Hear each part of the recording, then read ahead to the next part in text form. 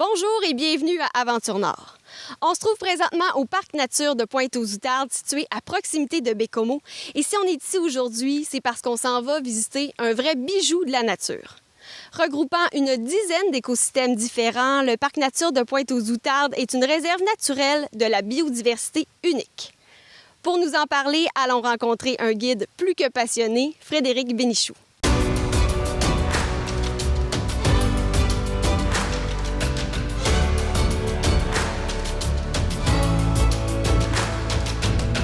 Le Parc Nature de Pointe-aux-Outardes est une réserve naturelle de la biodiversité unique au Canada où l'on retrouve des écosystèmes bien différents. Le parc occupe toute la pointe ouest de la péninsule Manicouagan. Il est bordé au sud par le fleuve Saint-Laurent dans la municipalité de Pointe-aux-Outardes.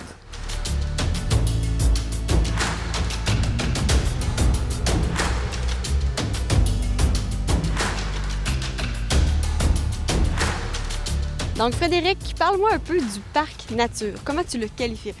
D'un petit bijou. Dites-vous que le parc nature, on est vraiment sur le bout d'une péninsule. On est vraiment à l'extrémité de la péninsule. On est 17 km à l'intérieur du fleuve. Et ces 17 km, sur ces 17 km, qu'est-ce qu'on va voir? On va voir beaucoup d'écosystèmes. Énormément, on va voir quelque chose comme une dizaine. Mais ils vont tous se rejoindre au parc nature de Pointe-aux-Outardes. Ça, c'est quand même assez exceptionnel dans la région. Au Québec, c'est vraiment quelque chose d'unique. En effet, parce que dites-vous que c'est la dizaine d'écosystèmes qu'on va... En fait, ils sont 9 écosystèmes qu'on va retrouver ici. Là. On est capable de les traverser sur 2 km de marche à pied. C'est très rapide. Là. Vous allez changer de paysage 9 fois en 2 km, 2 km et demi de marche à pied. Ça, j'ai jamais vu ça nulle part, étant donné que Pointe-aux-Outardes, pour vous situer un petit peu, c'est quand même 5h30 de route par rapport à Québec.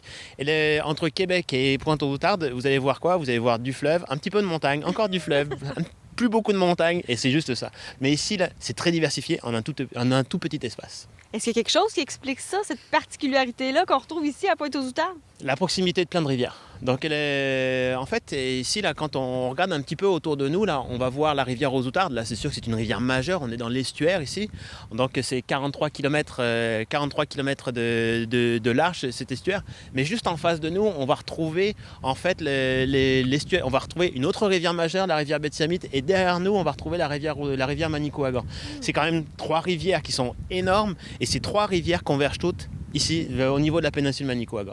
Alors la plage ici, là, c'est quelque chose, je vous dirais que tout le monde connaît la plage de la baie du Mont-Saint-Michel ou la plage, les marées au niveau de la baie de Fundy, mais personne ne connaît les marées au niveau de la plage de la péninsule Manicouagan.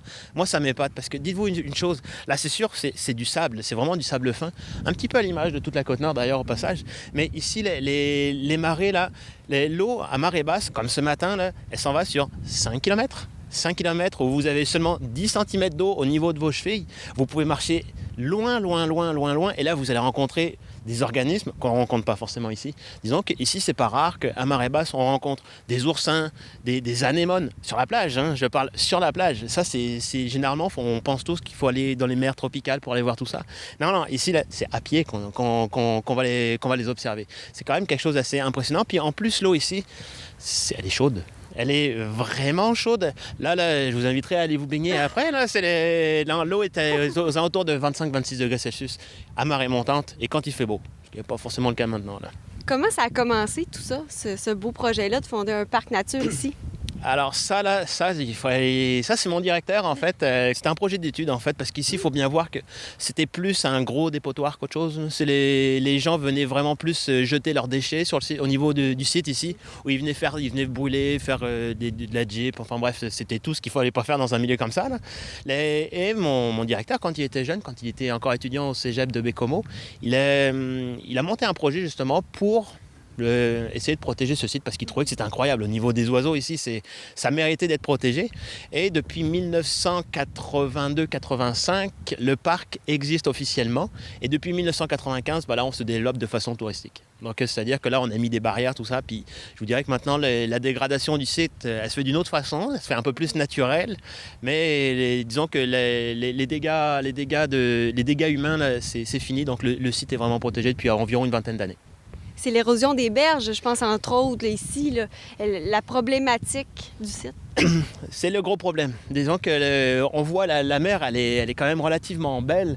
Mais dites-vous une chose, quand le vent souffle du sud-ouest, là, il arrive directement de Québec. On s'entend que ça passe par le fleuve, il n'y a rien pour arrêter. Donc ça veut dire que les petites vagues qui sont là, facilement, là, comme au mois de décembre dernier, ça peut atteindre dans les 10 mètres de haut quand c'est des grosses tempêtes. Et c'est que du sable, la péninsule Manicouagan. On marche dessus, là, mais dites-vous que là, ce sont des dunes de sable qu'on a juste à côté de nous. Et ça, le sable et l'eau, ça n'a jamais fait bon ménage. Si on regarde juste les berges qui sont là, on voit que ça déboule assez rapidement. Merci. Là, en fait, au mois de décembre dernier, en 3 jours, on a perdu 30-40 pieds de terrain. C'est assez rapide. Ça, c'est vraiment le gros problème du coin. D'ici 100 000 ans, on aura disparu, mais enfin bon, on fera autre chose.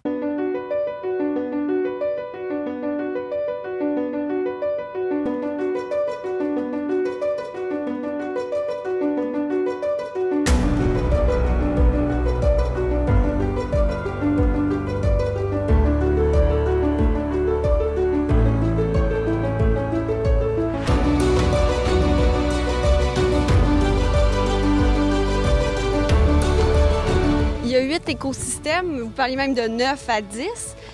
Où est-ce qu'on s'en va? Lesquels on va découvrir? Alors, ici, la péninsule, donc on est sur la plage, c'est un écosystème en soi. Donc, un écosystème, il faut bien voir qu'on va retrouver des plantes et des animaux qui sont particuliers. Vous avez les dunes de sable qui sont juste à côté de nous, là, qui font la zone tampon entre la mer et le continent. Donc ça aussi, ce sont des plantes et des animaux particuliers. Juste derrière les dunes, on va retrouver le marais salé de Pointe-aux-Outardes. Ça, là, on va bientôt y arriver. Là, ça, c'est un milieu humide qui est majeur dans la région. C'est le 4e plus grand au Québec. Et ça, là, ça sert vraiment d'halte migratoire, de refuge faunique. C'est vraiment important. Ensuite, on va retrouver la forêt boréale. Bien sûr, ça, on n'y échappe pas. On est quand même sur la côte nord. Donc, bouleau, sapin, épinette. Là, ça, c'est assez incroyable. Là, juste derrière, on va retrouver en fait une forêt de pins rouges. Ça, c'est quand même assez exceptionnel, étant donné que cette forêt de pins rouges, elle n'est pas naturelle. Elle a été plantée par les premiers habitants qui se sont installés à Pointe-aux-Outardes il y a déjà 170 ans à peu près. Là, et ils ont planté cette forêt-là, en fait, ces arbres-là, ils les ont plantés pour lutter contre le problème inverse d'aujourd'hui. C'est-à-dire, à cette époque-là, il y avait trop de sable. Le sable bougeait trop vite et vous avez des champs cultivés, là, donc ils voulaient empêcher ça, donc ils ont planté cette forêt. C'est un super beau milieu au passage. On a une tourbière. Donc une tourbière, ça c'est comme, on va dire, un marais secondaire.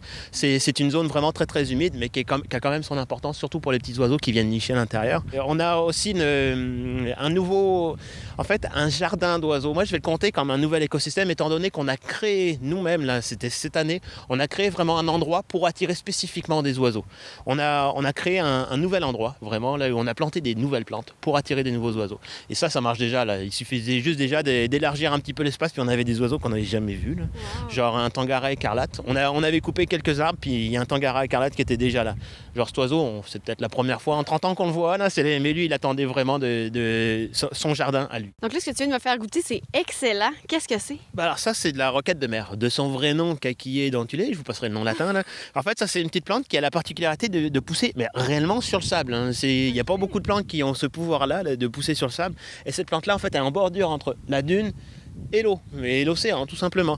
Et ça, c'est une petite plante qui est vraiment riche en minéraux, en vitamines. Donc c'est pour quelqu'un qui vient, imaginons, d'arriver, d'accoster par erreur sur la côte nord, ça peut toujours servir de nourriture de survie.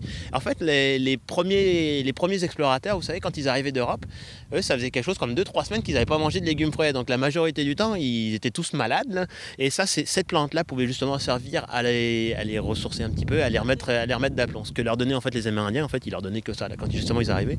Parce qu'ils commençaient à faire des hémorragies internes un petit peu tous. Donc ça, c'est vraiment bon. Puis en salade, délicieux. Puis le goût, c'est vraiment difficile à décrire, un peu justement comme la roquette, mais un peu de moutarde aussi. Ouais, c'est vraiment mélange radis, moutarde, roquette, la salade roquette. Donc c'est un condensé en fait de plusieurs plantes à la fois. Puis je vous dis, ça c'est unique. Là. C'est des petits trésors qu'on trouve comme ça partout sur la plage pour qui s'est regardé en fait. En tout cas, c'est vraiment une belle découverte pour moi, c'est excellent. Et comme ce qu'on peut voir, en fait, c'est un marais qui est énorme. Je vous disais tout à l'heure que c'était un marais qui est le 4e plus gros milieu humide au Québec. C'est évident. En fait, en face de nous, on a un marécage qui s'en va sur 18 km de long. C'est énorme, c'est vraiment énorme. Sur à peu près, en moyenne, 2,5 km de large. Donc ici, en fait, c'est quoi l'importance d'un tel marais? Pourquoi on cherche à protéger un milieu où il y a beaucoup de moustiques? Il faudrait complètement être fou, quoi. Il faut croire qu'on les aime. Non, c'est parce que un milieu comme ça va servir d'halte migratoire pour énormément d'oiseaux. Dites-vous qu'ici, à cause du marais et de la proximité des autres écosystèmes, on a recensé plus de 240 espèces d'oiseaux différentes quand même sur le site du parc. On a recensé aussi, un milieu comme ça va servir aussi de refuge pour la nourriture et aussi de refuge pour la nidification. Énormément d'oiseaux vont venir se nourrir dans le marais, mais ils vont nidifier dans la forêt, ou il y en a, c'est le contraire. Ils vont venir nicher dans le marais pour aller se nourrir dans la forêt. Donc ça, c'est quand même assez important. Puis aussi, là, d'un point de vue écologique, un marécage comme ça, en fait, ça se compte même plus les services qu'il peut rendre au fleuve et même à nous, ça, on s'en rend pas compte. Là. Parce qu'un milieu comme ça, en fait, là, ça filtre de l'eau. Ça nous rend l'eau propre et on a pas mal tendance à la salir, l'eau. Là. Disons que tous les petits villages de la Côte-Nord, malheureusement, on n'a pas tellement de stations d'épuration des eaux usées. Donc, c'est sûr que à un moment ou un autre, le pipi, là, ça arrive dans le fleuve. D'une façon ou d'une autre, ça va arriver dans le fleuve. Qu'est-ce qui va faire en sorte que le fleuve soit un peu plus propre? Ce sont des milieux comme ça. Parle-moi maintenant de la forêt boréale qui est juste derrière toi. Donc, la forêt boréale, il faut bien voir ici, c'est comme l'écosystème le plus typique de la région. Là. Qu'est-ce qu'on va retrouver à l'intérieur? C'est vraiment une forêt qui est dominée par l'épinette noire. L'épinette noire, c'est pas un gros arbre sur la côte nord. Là. Malheureusement, ça a du mal à pousser à cause du froid. Mais c'est un résineux, en fait, au même titre que le sapin qu'on va retrouver. On va retrouver aussi un petit peu de mélèze, mais ça, c'est assez marginal. Sinon, on va retrouver dans les feuillus, on va retrouver beaucoup de bouleaux et de l'aulne. En fait, c'est cet arbre qu'on voit un petit peu en bordure, qui est un petit peu tordu de tous les côtés, mais qui a en fait son importance écologique, c'est que c'est lui qui nourrit la forêt quand même. Hein. C'est une forêt qui est très très pauvre quand même en nutriments. Donc lui, il a vraiment son importance. Donc en fait, cette forêt-là, c'est sûr qu'elle a été exploitée beaucoup pour la pâte à papier et disons que malheureusement jusqu'à il n'y a pas longtemps, je dirais même jusqu'à très, très récemment, on ne voyait la forêt boréale que pour la pâte à papier. Mais il y a pas mal de choses à l'intérieur autres que des arbres. On va retrouver beaucoup de plantes en sous-bois qui peuvent servir de médicaments, aussi simplement que de médicaments, qui peuvent servir aussi de nourriture. On va retrouver aussi beaucoup de champignons. La forêt boréale, c'est un des endroits les plus riches en champignons, je pense, au monde. Sur la côte nord, entre Tadoussac et cette île, Natashquan, on a recensé plus de 3500 espèces de champignons différentes. Là. C'est énorme. Je dis pas qu'ils sont tous comestibles. On va zoner ça quand même. Mais on va retrouver une richesse quand même qui est assez incroyable. C'est pas juste une forêt. C'est sûr qu'il y a des moustiques. Ça, on n'y échappera pas nulle part de toute façon sur la Côte-Nord, comme je disais tout à l'heure. Mais vraiment, au niveau richesse culinaire, richesse floristique, c'est incroyable. Et ça, bien sûr, à l'intérieur, ça va attirer des animaux. On va retrouver énormément d'oiseaux, vraiment beaucoup d'oiseaux forestiers, des rapaces. On a des rapaces, des hiboux, des nyctales, des chouettes qui vont venir vraiment dans la forêt. On va retrouver aussi du renard, de l'ours, de l'orignal. Tout ça, c'est ce qu'on retrouve sur le site ici. On va retrouver de la moufette, du renard, des marmottes, des écureuils. Enfin bref, il y a de quoi s'amuser ici tout le temps. Là. Visitez le parc et appréciez la beauté de la péninsule et de ses écosystèmes qui accueillent de nombreuses espèces d'oiseaux et d'animaux. Allez faire le plein de nature.